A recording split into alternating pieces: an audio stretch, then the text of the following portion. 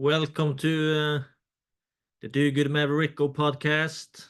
The ideal business model for newbies, the ideal business model for beginners. What is that? I think maybe the ideal business model for beginners and what you might call newbies is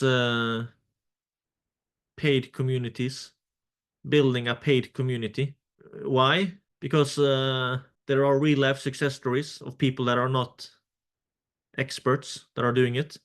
And when you look at how the business model actually is and how kind of easy it is to manage and how few variables there are compared to other business models and what kind of skills that other business models have. I mean, what skills other business models requires to be successful compared to a paid community. I think it's really a unique business model because you can basically be selling the paid community if you choose the right community to build for the right kind of people, the right industry, niche, category. If you choose that correctly, you can build a paid community where basically the community itself is the valuable thing. So you're kind of selling memberships to members based on the members you have. So once you get enough people inside, interesting people inside, the kind of people that those members want to connect with, that's basically where the main value is. So you don't have to be the expert yourself. You can say, yeah, but it still requires marketing. Yeah, it still requires some marketing, but I would say maybe, of course, it requires marketing, but maybe in a more promotional way and direct selling way. You don't have to study copywriting, direct response marketing, and all that for years before you take action. Of course, you can do other things online as well without studying for years beforehand. But usually, when it comes to a lot of online business models, it involves a bunch of different factors. So, a lot of extra factors also adds a lot of extra complexity. And once you have complexity, it can be harder and more expensive to take action. Things can take longer time, be harder to scale, that kind of stuff. And a unique thing about paid communities as well is that it's oftentimes built like a membership business, a subscription business, which is also a massive advantage. It adds predictability. Yeah, it adds predictability, adds recurring cash flow, and also it helps with the valuation of the business as well, if you're interested in that. So yeah, the ideal business model for newbies, if you kind of think roughly about it, as little complexity as possible, as easy and cheap to launch as possible, and as little competition as possible. When it comes to paid communities, a lot of people might say, yeah, but if you look at on school, there's a lot of competition. No, it's not.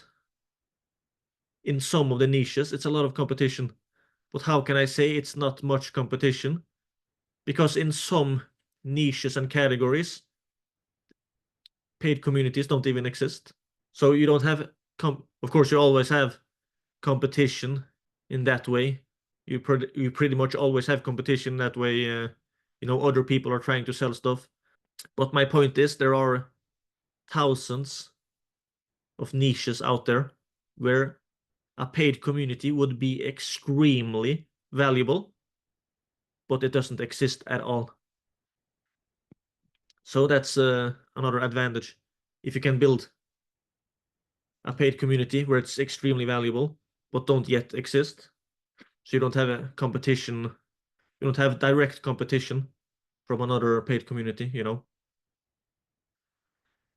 That's one way. There's a lot of niches where it don't exist, but there's also a lot of languages where it doesn't exist.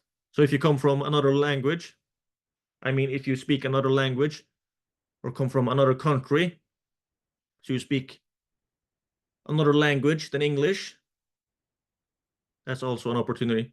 But in these days, with AI and freelancers and stuff, who knows? Maybe you don't even have to know the language yourself.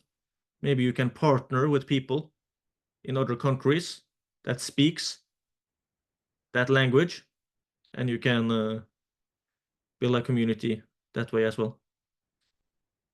You know, as a way to avoid competition. And just to mention that when it comes to competition, I mentioned the school, you know, school.com, that platform, but that's absolutely not at all the only platform there is for paid communities. There are a lot of other platforms as well. And you don't even, you know, you don't even have to use any of those kind of